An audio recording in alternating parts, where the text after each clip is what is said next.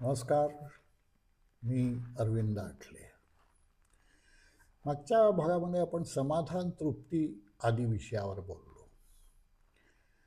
असे 5 मुख्य भाग आहेत: प्रेम, सुख, शांती, समाधान आणि तृप्ती. हे एक एक जर आपण पाळत गेलो, आचरणात आणत गेलो, तर अत्यंत समाधान आणि तृप्त आपण होऊ. आयुष्यात काहीही, कसलीही इच्छा राहू नये, ही तृप्ती आहे. तृप्ती फार छोट्या गोष्टीत येते, खूप मोठ्या गोष्टीत अध्यात्म नाही आहे. अध्यात्म अतिशय सोपं आहे. ते नाम सोपे रे रामकृष्ण गोविंद, असं जे म्हटलं आहे ना, तो खरोखरच ते अध्यात्म अतिशय सोपं आहे, पण आपण क्लिष्ट करून ठेवलेलं आहे. ही क्लिष्टता यमनियमाने आणखीन बांधून ठेवलेली आहे. आपण खूप नियम घातले, खूप रिस्ट्रिक्शन स्वतःवर ठेवले. असं पाहिजे, तसं पाहिजे, असं नको, तसं नको. आमचे आळंदीचे बुवासाहेब होते गोडबोले, ते म्हणत असत की निराग्रह, अनाग्रह हे वैराग्य आहे. आणि वैराग्य आल्याशिवाय अध्यात्माची वाट सुरूच होत नाही. परंतु दुर्दैवाने आपण हवं तेवढं लक्ष त्याकडे देत नाही. यमनियम पाळण्याचा इतका कसोशीने प्रयत्न करतो की आपलं मानसिक स्वास्थ्य ढासळतं, आपल्याला राग यायला लागतो. हा राग येणं, एखाद्या गोष्टीविषयी तिरस्कार उत्पन्न होणं, एखाद्या गोष्टी वाईट मत बनणं, ही तुमच्या अहंकाराची सुरुवात असते. मध्यंतरी एक मुलाखत मी घेतली होती. ती मुलाखत एका प्रवचनकारांनी वाचली आणि त्यांना माझा अतिशय राग आला. त्यांनी स्पष्ट, इथून पुढे तुमचे व्हिडिओ मी बघणार नाही, तुम्ही अमुक अमुक केलं, तुम्ही तुमचे सबस्क्रायबर वाढवण्यासाठी ॲडजस्टमेंट करता आणि कोणाचीही मुलाखत घेता, अशा प्रकारचा एक आरोप मला फार वाईट वाटलं. माझ्या आयुष्यात मी अशी ॲडजस्टमेंट केलेली नाही. आणि ज्यावेळी मला असं वाटलं मुलाखत घेताना की इथे यांचा उद्दिष्ट स्वच्छता नसून आपला प्रचार करणे, त्यावेळी अशा प्रकारच्या मुलाखती मी घेतलेल्या असून प्रसिद्ध केलेल्या नाही. पण माझं वाईट वाटणं ही त्यांनी घेतलेली एक माझी परीक्षा होती असं मला वाटलं. कुठल्याच गोष्टीचं वाईट वाटणं म्हणजे भावनेच्या आहारी जाणं. भावनेच्या आहारी जात असेल तर तुम्हाला तुमच्या समाधानापासून तुम्ही लांब जाता. एक प्रकारची माझी ती टेस्ट होती. तेव्हा मी समजलो की ही आपली पायरी, आपल्या गुरुदेवानी ही आपली परीक्षा घेतलेली आहे की किती छोट्या गोष्टीत सुद्धा तुला नाराज होता येतं, मग मोठ्या गोष्टीत काय करशील. गुरु आपली किती परीक्षा पाहतात आपल्याला कल्पना नाही. त्यामुळे त्यावेळेपासून जे काही वृद्धपूर्णपणे मत असेल तरी तेही ॲक्सेप्ट करायचं. अहो, माणसं अध्यात्माकडे वळतात, यातली 90% माणसं त्यांच्या कुठल्या तरी स्वार्थाकडे वळतात. हा स्वार्थ साधावा म्हणून ते परमेश्वराची भक्ती करतात. ठीक आहे, हरकत नाही, कुठल्याही निमित्ताने ते करतायत ना, हा भाग महत्त्वाचा आहे. हा भाग त्यांच्याकडून करून घेणं हे गुरुचं काम असतं.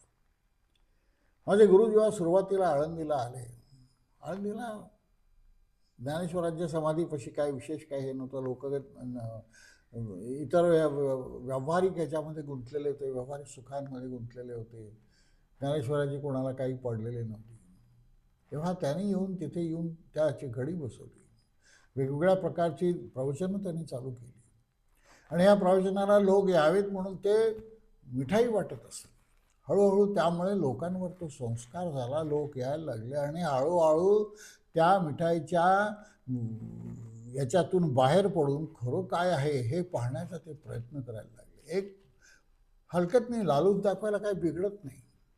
त्याचं उद्दिष्ट जर चांगलं असेल आणि त्याचा परिणाम जर चांगला असेल तर यात काही मला असं गैर वाटत नाही. माझ्या आयुष्यात मी असं पुष्कळ वेगवेगळ्या प्रकारचे अनुभव घेतलेले आहेत. सुरुवातीला तुम्हाला सांगितलं की मी अत्यंत नास्तिकतेकडून या प्रांताकडे वळलेलं असल्यामुळे स्वच्छ दृष्टीने पाहायची मला सवय लागलेली आहे. मी कुठले अमुक ह्या गृहीत तत्व धरून कधी केलेले. लोक मागणार, त्यासाठी तर ते येतात, तिथे ते सुख शोधण्यासाठी येतात, ते आपल्या मनाचं समाधान करण्यासाठी येतात, ते शांत राहण्याची त्यांची इच्छा असते, मनातले सगळे विकार जावे ही त्यांची इच्छा असते, आणि त्यासाठी ते काही बोलत असतात. आपण तिकडे दुर्लक्ष करावं. ज्याला सुख समाधान शांती पाहिजे आहे त्यांनी प्रेम सुख हे तर आणलंच पाहिजे. यमनियम पाळावे, काय करावं काय करू नये हे ठरवावं. परंतु ते ठरवण्यासाठी आट्टापिट्टा करून दुसऱ्याला नावं त्याच्यामध्ये ठेवणं हा आध्यात्मिक गुन्हा आहे. पहा, तुम्ही जर बघितलं तर जगातले सगळ्यात मोठा नरसंहार जी युद्ध झालेले आहेत ही धर्मासाठी झालेली आहेत. मग त्यात यहुदी मुसलमान असो, इंग्रज मुसलमान असो, म्हणजे ख्रिस्ताचा जन्म, किंवा हिंदू मुसलमान असो, ह्या धर्मांवर आधारित जगामध्ये भरपूर युद्ध झालेली आहेत. खरं म्हणजे धर्म, कुठला धर्म युद्ध करा सांगत नाही. प्रत्येक धर्म, अगदी मुसलमान असला तरी शांती शांती करत असतो. पण वस्तुस्थितीत ते अनुयायी जे धर्माचे असतात ते कट्टर असतात आणि शांतीसाठी ते युद्ध करतात. त्या धर्माची मूळ वाट लागली. तर असं आपण लक्षात घेतलं पाहिजे की या सगळ्यांचं उद्दिष्ट काय आहे. आणि या सगळ्यांचा जर अभ्यास व्यवस्थित केला, मनाचा स्थिरपणा ठेवला, यमनियम त्या अर्थाने पाळले पाहिजे. आणून ताडून, ओटून ताडून, ज्याने आपल्याला राग येईल, ज्याने आपल्याला द्वेष उत्पन्न होईल, ज्याने दुसऱ्याविषयी आपल्या मनात द्वेष उत्पन्न होईल, दुसऱ्याविषयी आपल्या मनात अपमान करण्याची भावना होईल, दुसऱ्याच्या भावना दुखावण्याची भावना होईल, तिथे तुम्ही चुकतात. त्या ठिकाणी तुम्ही कितीही वरून धार्मिक दृश्य दाखवलं असलं तरी आज तुम्ही अधार्मिकता तुमची सिद्ध करता. आपला वर्चस्व, मीच कसा बरोबर आहे आणि इतर कसे चूक आहे हे दाखवण्याचा तो तुमचा प्रयत्न असतो. त्यामुळे हा कुठेतरी आपण सूक्ष्म स्वतःशी विचार जर केला तर आपले दोष आपल्या लक्षात येतात. आपण जगातले कोणी अथॉरिटी नाही आहे प्रत्येकाचे दोष काढण्याची. जगात व्यवहारात आपण तेच करतो की माझा भाऊ असा वागला, माझा बाप असा वागला, माझ्या मुलांनी असं करायला पाहिजे, मला अमुक हे झालं पाहिजे, बायकोनी असं वागलं पाहिजे. या व्यावहारिकच्या आपल्या कल्पनांमुळे आपण आपलं मनस्वास्थ्य घालवतो. मनस्वास्थ्य घातलं ज्याचं गेलेलं आहे तो स्थिर सुख शांत कसा काय बसू शकेल? क्लेम करेल. लोक म्हणतात मी अर्धा तास ध्यान करतो, 1 तास रोज ध्यान करतो. खरंच 1 तास ध्यान होतं का हो? देवाची ये द्वारी उभा क्षणभरी तेणे मुक्तिचारी साधी यायला आपण म्हणतो, क्षणभरी म्हणतो, पण हा क्षण येण्यासाठी कित्येक तास, कित्येक दिवस, कित्येक वर्ष घालवावी लागतात, तेव्हा तो क्षण येतो. तर हा आणण्याचा जर आपण प्रयत्न केला, व्यवहारात अत्यंत साधेपणाने वागा.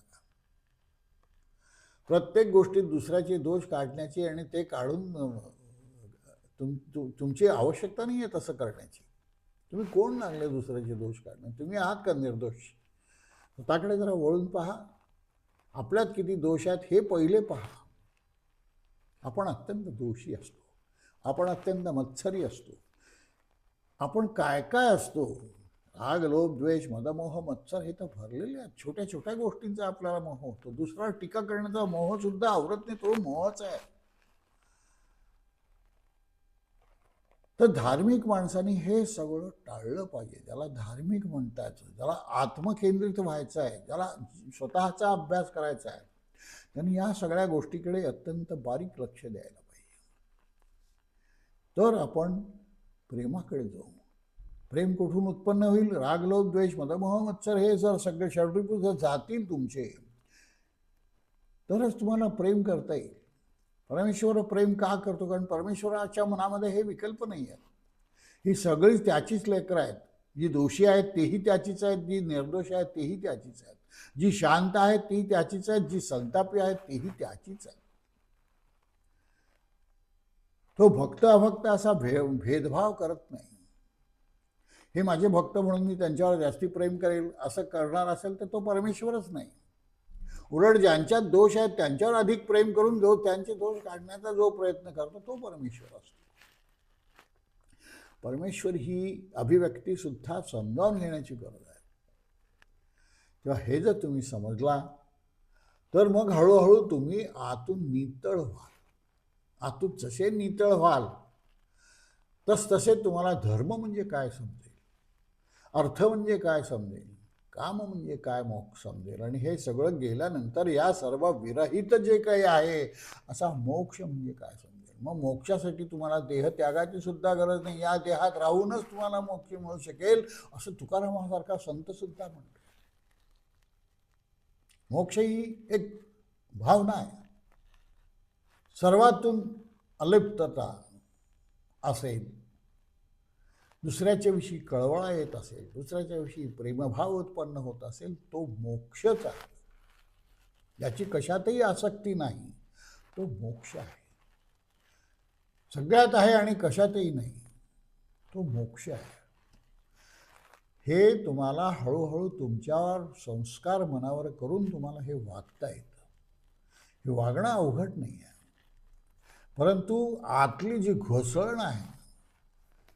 मला हे सांगा, रावण नसता तर रामाला महत्त्व आलं असतं का हो? कौरवानी दोषी नसते तर पांडवांना महत्त्व आलं असतं का? कंस नसता तर कृष्णाला महत्त्व आलं असतं का? या सगळ्या गोष्टीचा विचार करायला. या विरुद्ध गोष्टी कोणी उत्पन्न केल्या? कृष्णाला कोणी उत्पन्न केलं आणि रावणाला कोणी उत्पन्न केलं, रामाला कोणी उत्पन्न केलं आणि कंसाला कोणी उत्पन्न केलं? उत्पन्न करता एकच आहे. त्यांनी का बरं असे उत्पन्न केले हे विरुद्ध स्वभावाचे? याच्यावर आपण कधी विचार केलाय का? विचार करून पहा. उत्पन्न करता एकच आहे. अनेक लोक म्हणतात की झाडाची पानं सुद्धा त्याच्या इच्छेने हलतात, परंतु मी अमुक एक प्रकारे वागलो की लगेच ते मात्र तुम्ही तुमच्या मनाने वागले. का बरं? असं नाही आहे. जर ते त्याच्या इच्छेने असते हालतात हे जर तुम्हाला जर सत्य खरोखर आतून वाटत असेल तर कोणी काहीही अपराध केले, कोणी काहीही कसाही वागला तरी त्याला क्षमा करण्याची वृत्ती तुमच्यात येईल. जगाकडे निर्लिप्तपणे पाहण्याची सवय तुम्हाला होईल. सर्व वेगवेगळ्या मदमोह मत्सर या सगळ्यातून तुम्ही हळूहळू निवृत्त व्हाल. हे निवृत्त होणं हे अध्यात्माच्या दृष्टीने. आता मग तुम्ही ठरवा तुम्हाला कसं वागायचं आहे. एका रात्रीत हे होणार नाही. खरी उपासना ही आहे की षडविकारांवर विजय मिळवणं, ही खरी उपासना आहे. ही खरी शांतीचा खरा मार्ग हा आहे. आणि हा जर तुम्हाला पाळायचा असेल तर प्रेमाने राहा. समोरचा कसाही वागो, कसेही दोष असो त्याचे. परमेश्वरा इच्छेशिवाय काही होत नाही हे सत्य असेल तर जगातली प्रत्येक जी काही घडणारी घटना आहे ही परमेश्वराच्या इच्छेने घडते आणि तुम्ही केवळ त्याचे साक्षीदार होता. हे साक्षीदार व्हा. साक्षीदार झालेत तर ते तुम्हाला लिप्त होणार नाही. कुठलेही जगातले दुर्गुण तुम्हाला लिप्त होणार नाही.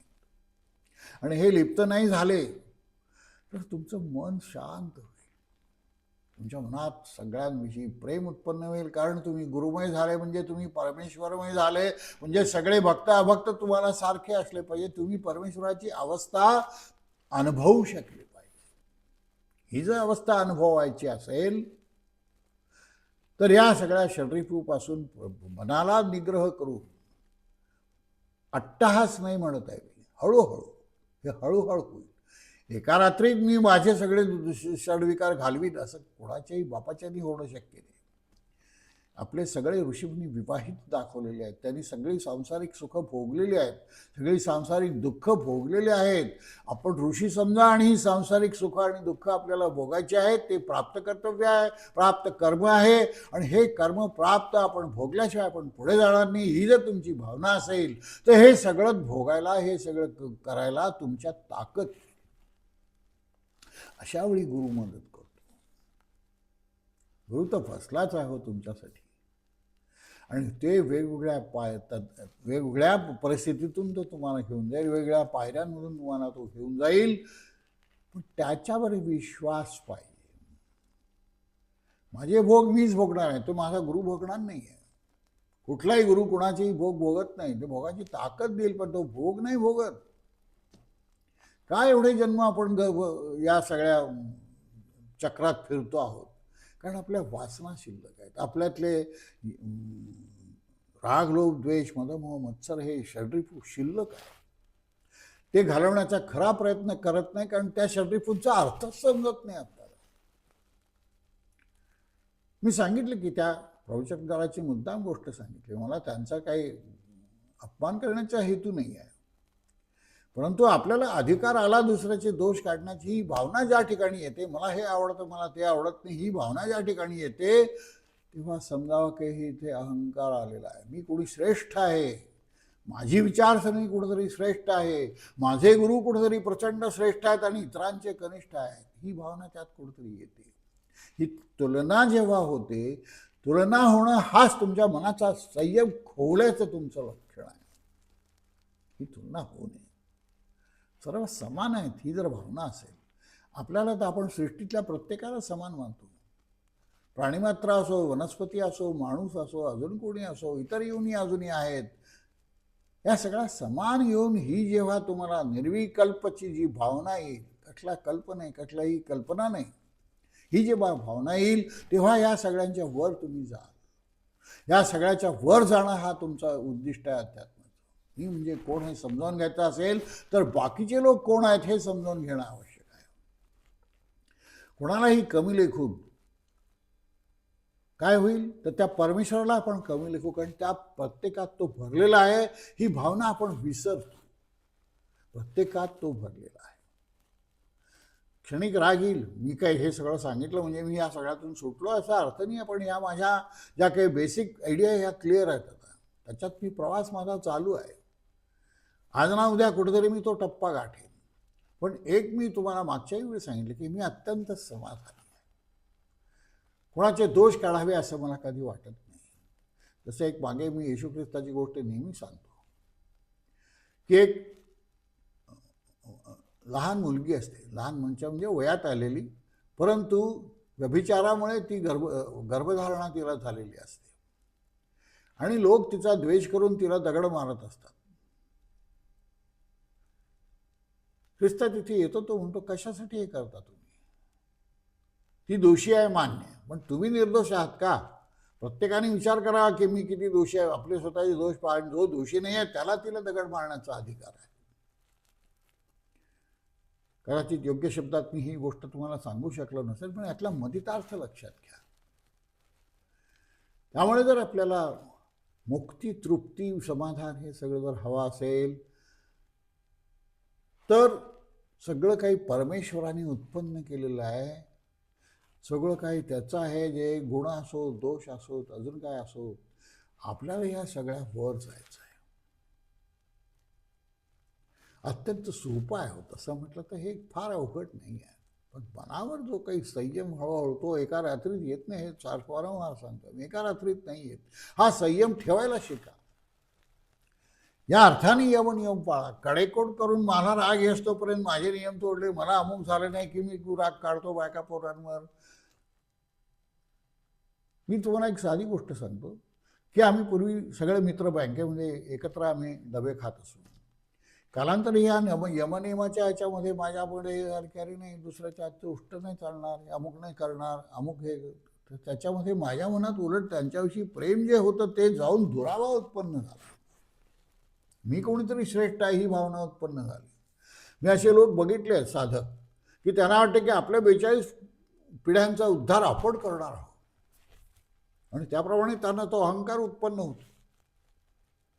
हे जर होत असेल तर तुम्ही चुकता आहात. ही चूक कुठे होते हे डोळे उघडून पहा आणि शांत व्हा. सगळ्या चुका करण्याचं बंद करा.